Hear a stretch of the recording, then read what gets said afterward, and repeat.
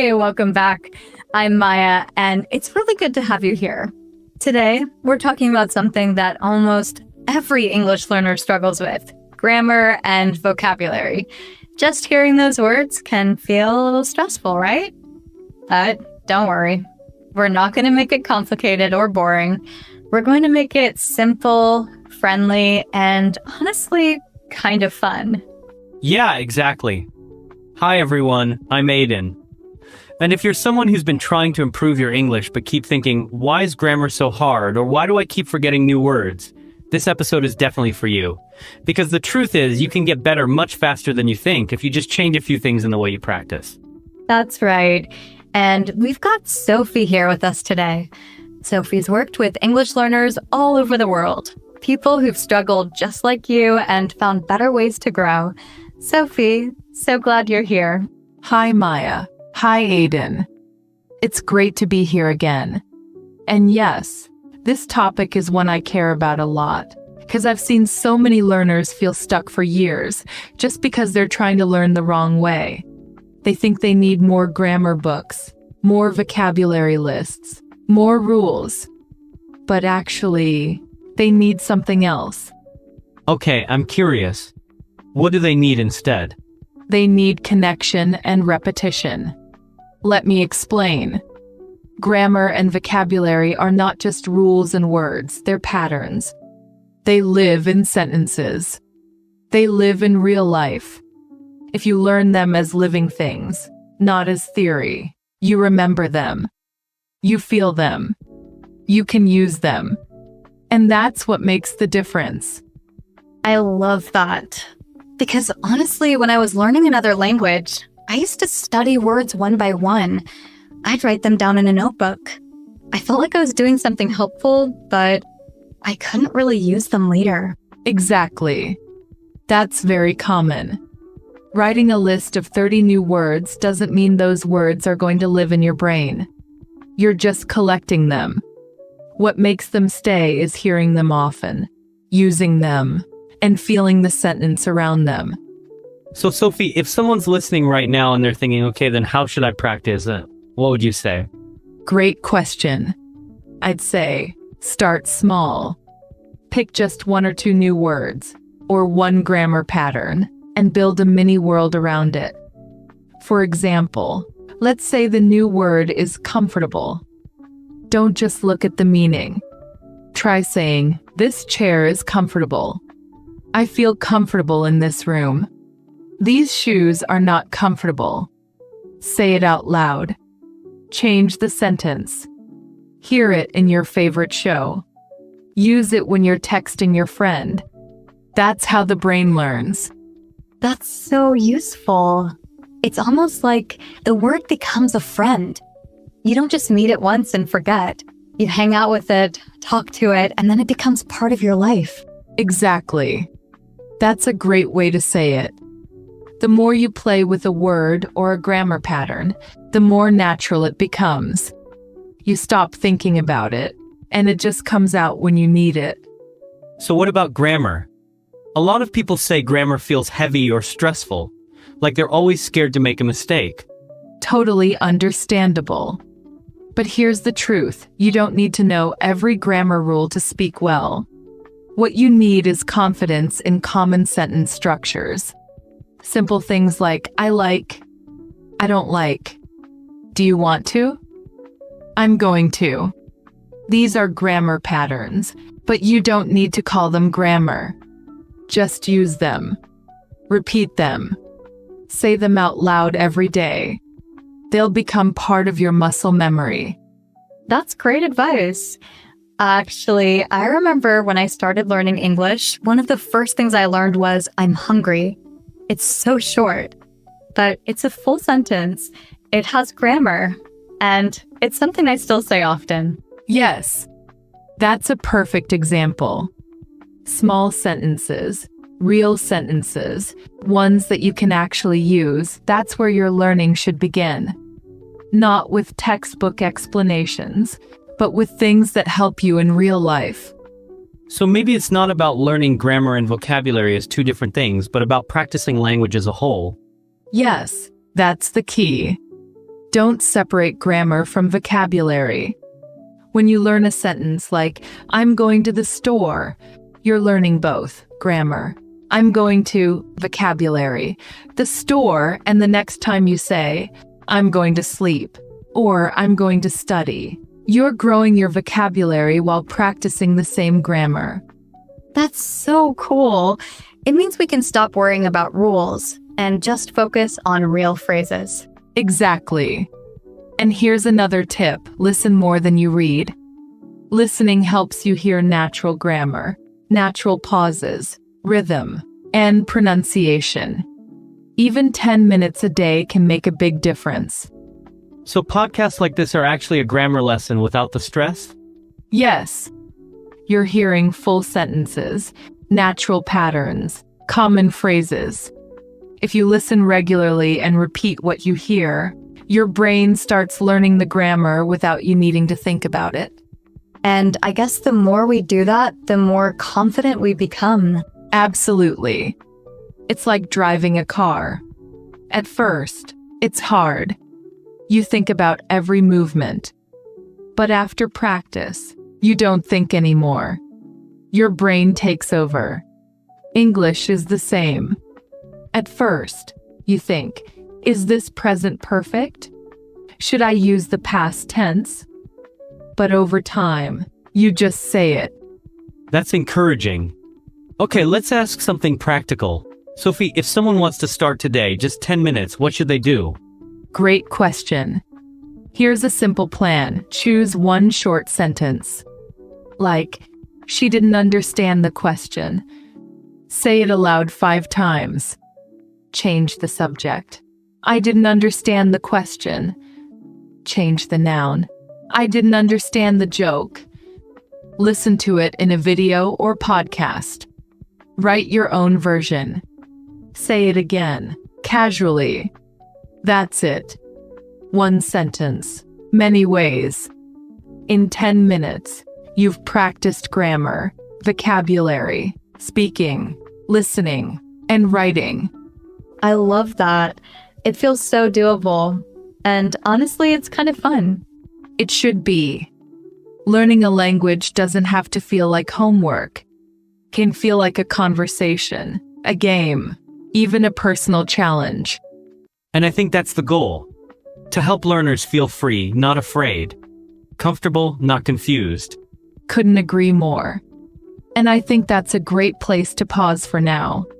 In the next part, we'll go deeper into how you can build your vocabulary through daily routines, and some little tricks Sophie is going to share that might surprise you. All right, welcome back everyone. If you've been following along, we just talked about how grammar and vocabulary don't have to be scary. They're not something you need to study like math or history. They're more like tools you can practice with every day. And now we're going to get even more practical. We're going to look at how to grow your vocabulary and improve your grammar using your normal daily routine. Yes, this part is super fun because it's about turning your regular day, your morning, your commute, your lunch break into real English practice. So Sophie, let's say someone's listening right now and they're busy. They don't have 2 hours a day to study English. They only have 10 or 15 minutes. What can they do in that small time to actually improve? This is one of my favorite things to talk about. First, let me say you don't need hours. You need intention. Just a few minutes of focused, smart practice can change everything. Let me give you a simple method I call the 3 moments. Ooh, I like the sound of that. What are the 3 moments? The idea is this. Choose 3 specific times in your day: morning, midday, and evening. Each one, you practice a tiny piece of English. In the morning, just listen. You can put on a short podcast episode like this while brushing your teeth or eating breakfast. Don't worry about understanding everything. Just listen for rhythm, tone, and words you know. In the middle of the day, speak. Repeat a sentence you heard earlier. Even whisper it to yourself. Maybe say, I'm learning English today. Or this tea is really hot. Anything simple. At night, write 1 sentence. That's all. Something like, I watched a movie today. Or I learned the word comfortable. Wow, that's super manageable. And it makes English a natural part of your day, not a big task you have to force in. Exactly. When you make English a habit instead of a task, it grows automatically. You stop studying and start living in the language. And it sounds like with this method, you're touching all 4 skills: listening, speaking, reading, and writing in one day. That's powerful. Yes. And here's the cool part. When you touch the same language in different ways, your brain locks it in faster. For example, if you hear a word in the morning, speak it at lunch, and write it at night, you're going to remember that word 10x more than just reading it once in a book. Okay, let's go deeper into vocabulary for a minute. A lot of learners tell us, I know words when I see them, but I can't use them when I speak. Why does that happen? It's actually really common. That problem comes from what we call passive vocabulary. You understand it, but it's not active yet. To activate vocabulary, you need to use it. That means hearing it, saying it, and putting it in your real life. So what's one way a learner can take a new word and actually make it active? Let's do a real example. Take the word suggest. Step 1, listen to it in a sentence. Maybe you hear, I suggest we take a break.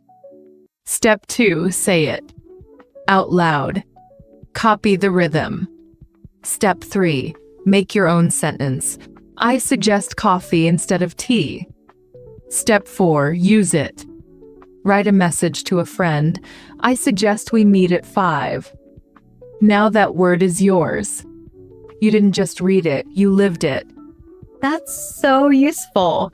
And you're also practicing sentence structure and word order at the same time. It's not just vocabulary, it's grammar too. Exactly. That's the magic of practicing in full sentences. You're always building both grammar and vocabulary together. All right, I've got a fun question. Let's say someone wants to sound more natural in English. What are a few everyday expressions or sentence patterns they should learn first? Great question. Here are 5 that I always recommend for beginners and intermediate learners. Can I get? For ordering or asking, can I get a coffee? I'm not sure. To soften your answer, I'm not sure about that. It depends on. For flexible answers, it depends on the weather. I'd like to. Polite and clear, I'd like to learn more. Do you want to? To invite someone, do you want to practice together? These are like little language tools you can use every day. And the cool part is they're short, easy to say, and they work in so many situations. You don't have to think too hard. Yes. That's why I love teaching these patterns. They're not advanced, but they're powerful. Once you get used to them, you can build anything around them. So for someone listening, they could take just one of these and make it their goal today. Like try using can I get 5 times with different nouns. Exactly. That kind of focused, small practice is what brings real growth. Now, Sophie, we talked earlier about listening. A lot of our listeners want to know, how can they get better at understanding native speakers? Sometimes native speakers talk fast or they use slang, and learners feel lost. Yes, that's a big one. Here's my answer. Don't try to understand every word. Focus on the main idea. If someone says, so I was like, totally done with the project by Tuesday. You don't need to understand, I was like, you just need to catch, done with the project by Tuesday. So you're saying listen for meaning, not every single word? Yes. When you try to catch every word, your brain gets tired and anxious. But if you relax and focus on keywords and emotion, you understand more than you think. I've also heard that it helps to listen to the same audio more than once. First for general meaning, then again for details. Absolutely. I tell my students to listen in 3 steps. First time, just listen. What's the topic? Who's speaking? Second time, listen again. What are the key phrases? Third time, pause and repeat. Say the sentences yourself. Copy the voice. That's how your brain gets used to native speech. So it's not about doing more. It's about doing less but better. Exactly. Don't chase 100 new words. Chase 5 words you actually use. Don't listen to 10 hours of audio. Listen to 10 minutes well. That's such a powerful message. Learning English isn't about rushing. It's about growing. Like a plant, you don't need to force it. You just need to feed it a little every day. Beautifully said. And the best part is, once it becomes a routine, it doesn't feel like learning. It just becomes part of your day. All right, friends, we've got even more tips coming. In the next part, we'll talk about how to avoid common mistakes, how to practice alone, and how to make English feel easy instead of overwhelming.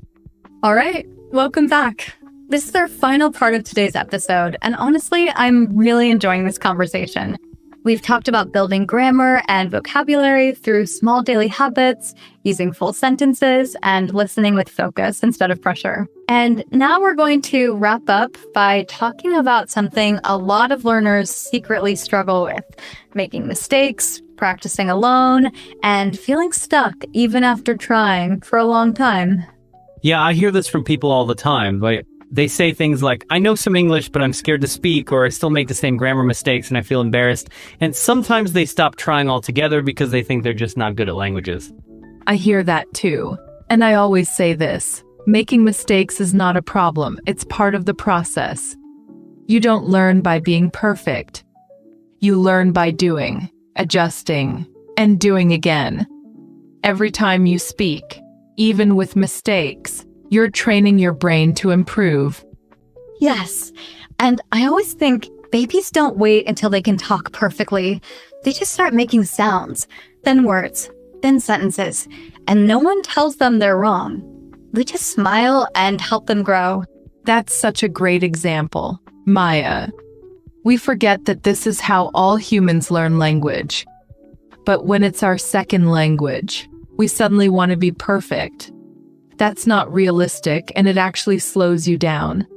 When you're okay with making mistakes, you'll practice more. And when you practice more, you get better. So let's say someone is learning on their own. They don't have a teacher. They don't have a partner to speak with. What can they do by themselves to improve? So many things. In fact, I believe solo practice is one of the best ways to grow because it builds your confidence. You're not worrying about what someone else thinks. Here are 3 things you can do right now. By yourself, mirror speaking. Stand in front of a mirror and say 1 sentence out loud. Then say it again with different emotions: happy, serious, surprised. This helps your mouth and brain connect. Describe your day. Choose 5 things you did today and say them out loud in English. I woke up at 7. I drank tea. I worked for 3 hours. Simple, but very effective. Record yourself. Use your phone to record a 30-second story about anything. Then listen. Don't judge, just notice. Did you speak clearly? Did you pause? What grammar patterns did you use? That's so helpful. I think the idea of recording yourself can feel weird at first, but it's actually one of the best ways to hear your progress. Absolutely. Feels strange, but it gives you so much information. You hear your own speaking, and that builds awareness. Also, you get to listen back in a week or month and hear how much you've improved. And what about when someone feels stuck? Like they've been learning for months or even years, but still feel like they're not fluent. What should they do? First, take a breath. That feeling is completely normal. Language learning is not a straight line. It's full of ups and downs. Sometimes you feel great. Sometimes you feel lost. That's okay. Second, change your routine just a little. If you always read, try listening. If you always study vocabulary, try speaking out loud. Shake things up. Sometimes your brain just needs a new path. Third, remind yourself, Fluency doesn't mean perfect English. It means comfortable English. Can you express yourself in simple words? Can you explain what you need? Can you keep a short conversation going? That's fluency. You don't need to sound like a news anchor. That's such a good reminder. I think a lot of people are already better than they think. They just focus on what they can't do instead of what they can. Exactly. Most learners have more English inside them than they realize. They just need to stop hiding it. Use the English you have. Don't wait to be perfect. All right, let's talk about one more powerful tool, shadowing. You mentioned it briefly before, Sophie, but I think it deserves more attention. What is it, and why is it so effective? I love shadowing. It's simple but powerful. Here's how it works. Choose a short audio clip, maybe from a podcast like this, or a short video. Listen to one sentence. Pause. Repeat the sentence out loud exactly how you heard it. Same tone, speed, and rhythm. It's like being an actor. You copy not just the words, but the way the words sound.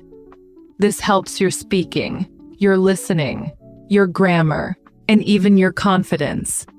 And you don't need a partner or teacher, you just need your voice and something to listen to. That's right.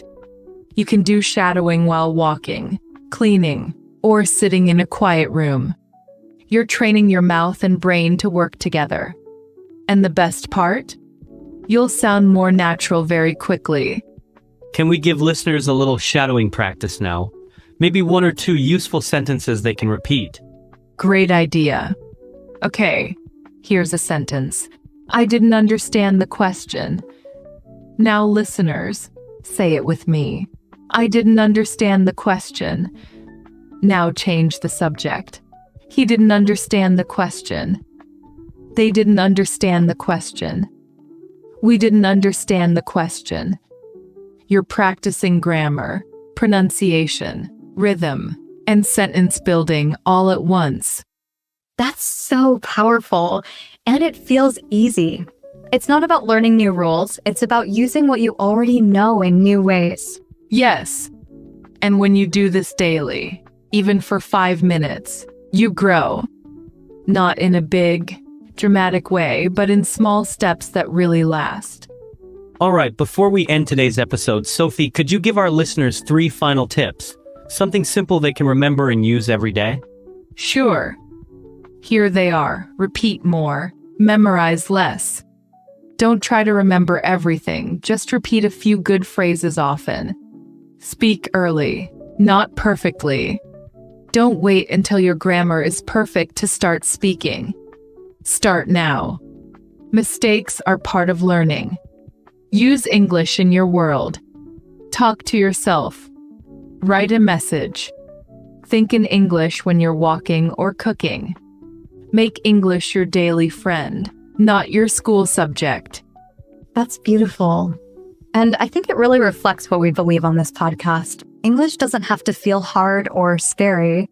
It can be something that fits into your life in small, joyful ways. Exactly. So if you're listening right now and you've been struggling or feeling stuck, remember, you're not alone and you're doing better than you think. Just take one small step today. And remember, you don't have to learn everything. You just have to keep going. English grows with you. All right, friends. Thank you so much for spending your time with us today.